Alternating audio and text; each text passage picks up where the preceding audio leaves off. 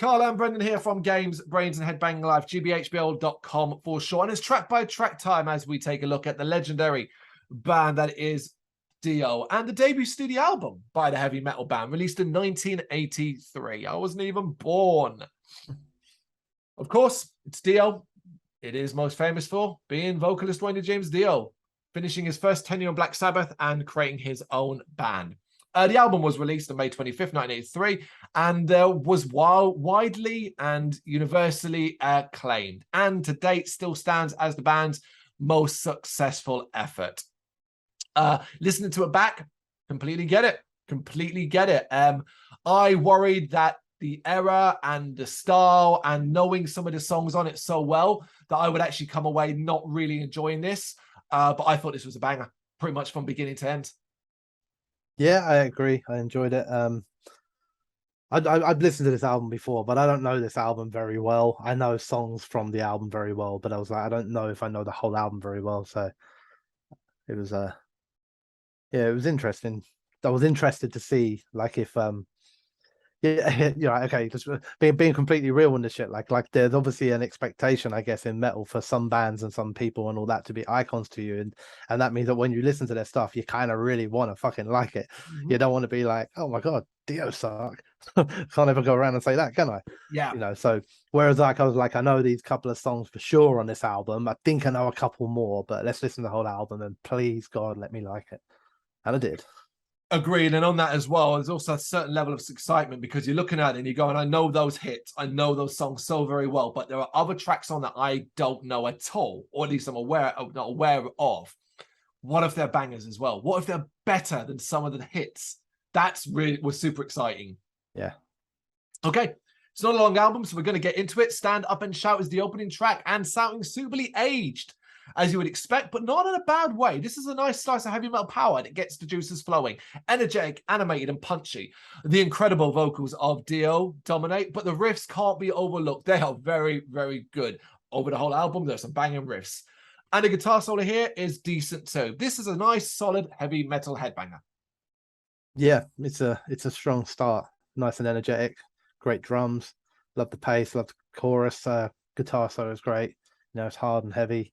It's kind of what you want for an opener, really. And yeah, of course the vocals are good, but that's probably a given across the album. Yeah, particularly obviously the error as well. I thought there was never going to be an issue in there. You know, I'm familiar with Ronnie James Dio's vocals. I know his range, and I was never worried that he's going to, in a minute, he's going to hit that Merciful Fate high, because that's not really what he does. Yeah. Holy Diver. I mean, what can I possibly say? It is, of course, overplayed, but I still have quite a soft spot for it. Particularly nowadays more, where I definitely lean more towards the original compared to the myriad of covers that exist these days. Don't get me wrong, though. There is a part of me when I hear the intro that I almost accidentally hear Howard Jones going, ooh, you know, like, but, you know, and I'm like, no, don't do that. But it's pure epic heavy metal with fantasy at its core. I'd actually almost love to go back and hear this exact track for the very first time ever, because I'm probably sure that the first time I really listened to this or heard it fully was probably with a cover than the original, at least off the top of my head. But I probably could be wrong on that. But after the opener, which, while a good track, this is simply, and this is an album thing. I love that there's an extra touch of atmosphere at the start in the album version that you obviously don't get when you hear this played on a radio as a single. That's all cut out. It just kicks into it. But here you get a good 30-odd seconds of a sort of building thing. And I was like, oh, that's fucking awesome. That almost made it sound fresh to me. Yeah. Yeah, I mentioned the same thing. I was like, I've never heard it with an intro like this before. It kind of changes the song. Like, that doesn't change like it dramatically, but it just, yeah, it makes the song feel fresh and different. So of course, it's a classic. It's my most well-known Dio song for sure. It's probably everybody's most well-known Dio song. Yeah. You know, there's not much you can really say. It's dramatic. I love it. It's so different from the opener, I find, as well. But I find that across this album that occasionally there are songs that, like, stylistically, they're all heavy metal, but then like the sort of jump to the more fantastical elements, and, you know, compared to the more traditional sort of stand up and shout sort of thing, that's quite different. Solos great, riffs are great, vocals are great. I love the way the song flows. I think for me, it's just the structure of the song. I think is one of the most important things here. It's just so singable, so memorable. Even if lyrically, I'm not always sure I know what the fuck he's talking about when he starts talking about. Well, firstly, I'm not even sure I know what a holy diver is. And when he starts jumping on tigers, I always think like, jump on a tiger. Can RSPCA won't be having that, mate. We should note as well, we're going back here for this, but in a tier list video we did probably a good 2 odd years ago about great videos, we ranked Holy Diver up in the top echelons when we finally got around to seeing the old video and how fantastic. Do you remember it? The cast? Yeah, I do remember it. Fucking insane, brilliant. Gypsy, simply this, it is a tough task to follow that. This is a problem. Whatever track was here was always going to have a problem, because I almost think most people would still be disseminating Holy Diver in their mind while this track's playing, and so it almost kind of gets brushed by. Although there's some good rock and roll groove and an infectious chorus that I think might, as you know, people start paying attention, will go, oh, actually, this is quite good. I like this track a lot too. I think I forgot I was listening to Dio for a bit. I might have been listening to like a new band doing like new wave of traditional heavy metal, because I did have at the beginning of the notes I wrote for this song. I wrote, I love those intro guitars. It's got a real old school traditional metal vibe. And I was like, oh yeah, kind of. I suppose it would do, wouldn't it? That aside, I like the song a lot. I think it's got a great rhythm to it. It grooves along quite nicely with strong vocals and riffs and a hench guitar solo as well. A good rocking song. That's all you need sometimes. Caught in the Middle, the main riff's a banger. I love this. High-powered headbanger with balladry touches, thanks to the impressive range of Dio. And it's just simply wrote, God damn, that man could sing. Yeah, it's a cool song as well. It's got some really quirky kind of beats and riffing in the intro. His voice is just next level. It kind of feels like it's not, but it feels like a kind of heavy ballad. Yeah. It feels pretty huge, pretty grand. It's just so well sung and so catchy. There's another great solo, of course. It's a really, really nice song. It is. It is. Don't Talk to Strangers. Welcome to Touch a Melody. At this stage, here we get a much more mellow affair, one that has power caged up and ready to go. So when it does kick up a gear, it's not a surprise, but it is enjoyable. There's some nice moments of harder vocals and bursts of energy. Again, I like it.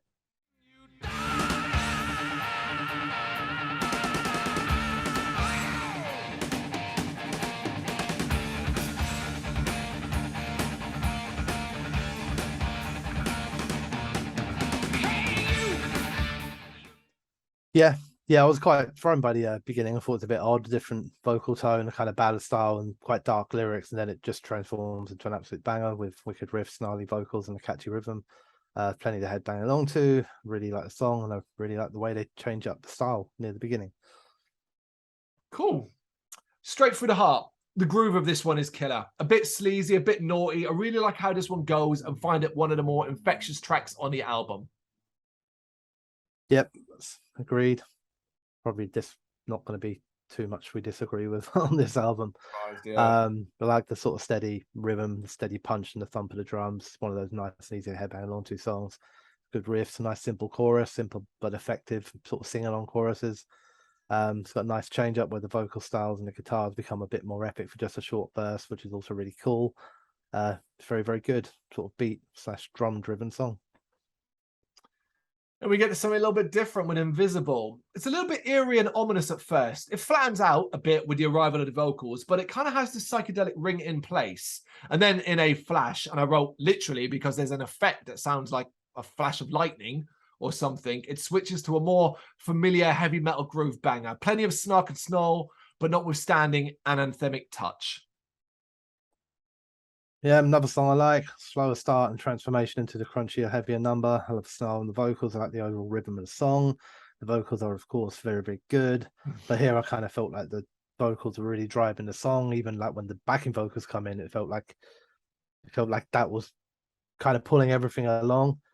Although, again, we all know Veneer was a very, very strong drummer anyway, but I guess just to mention again, like I think while all the expert singing and guitar solos and everything like that, the fucking drums are brilliant in this song and across the whole album as well.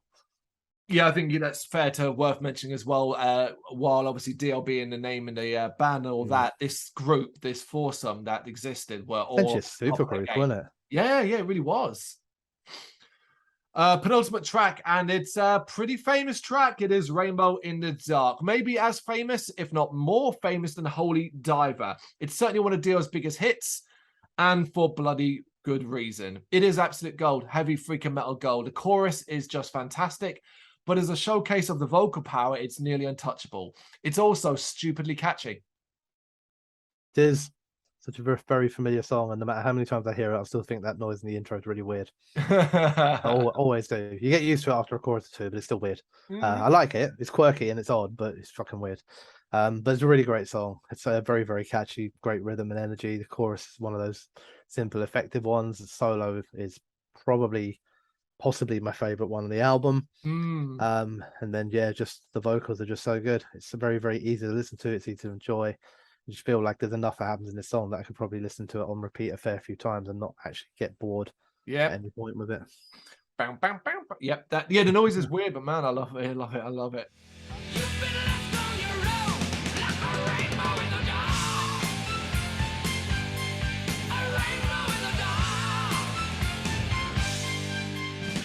And the finale, Shame on the Night. It's a big finish that is part traditional heavy metal, part atmospheric melody, and part jam session. One of the more uniquely structured track. Its approach is refreshing, as it would have been so easy for this band just to close out the album with a straightforward headbanger, and probably done a decent one as that. But it's very different overall, thanks to some varied instruments. I believe I can hear an organ in there, and a progressive edge. It's a hair-raising finale. It's just not what I expected, and I loved it because of that. Yeah, it's quite an interesting song. It's got some really cool like guitar tricks and deep drums and a nice chunky start. Got plenty of bass. The verse is kind of just bass and vocals, mostly. Yep. Which is quite quirky, quite different, and quite fresh. I like the little guitar squeals, the drum patterns. It's all just very cool. It's very creative. Like just chock full of ideas and imagination. As for the epic ending that kind of comes as the album and song comes to a close, you get this sort of slow, chunky passage with all the backing singing and all the different instruments and everything come in, and that it's just a brilliant and wonderful way to close out an album. It really is. It really is. And that's an album that is from start to finish, not with a bad track on it, which makes choosing top three both easy and hard, because it's simply a matter of which one, I guess, you want to listen to more and repeat. So, yeah, take it away. Okay, so we will have Holy Diver. Okay. Rainbow in the Dark, and the third one is Shame on the Night. Yes, that in it. It really is. I highlighted, as I tend to go through, I highlight my top three as I go through, and then if a better one comes along, I remove one that and so on. I do the same. Yeah, so Holy Diver ended up actually being dropped purely because I thought I'm going to be the person not to include Holy Diver. And I felt like an idiot even saying that, like doing that, because I was like, it totally is. But I've gone with Rainbow in the Dark. I've gone with Caught in the Middle, and I've gone with Straight Through the Heart. But they're so interchangeable. It really didn't matter. Aside from maybe Rainbow in the Dark, I feel like the other two could have been any of the others. It really is that strong of an album. Yep, agreed. Yeah, it turns out everybody loves that album for good reason. It's Holy Diver by Dio. You got any thoughts on it? You know what to do? Let us know in the comments. Thank you very much for watching. If you liked what you saw, please help us out by giving us a thumbs up and hitting that subscribe button. If you really liked what you saw, consider donating to keep the website and channel running by buying us a coffee via our coffee page or picking up some merch from our Big Cartel store. You can check us out on gbhbl.com, as well as via our social media, Facebook, Instagram and Twitter, as well as listen to our interviews via SoundCloud, Apple Music and Spotify. Just search for GBHBL. Games, horror and heavy metal. What else is life for?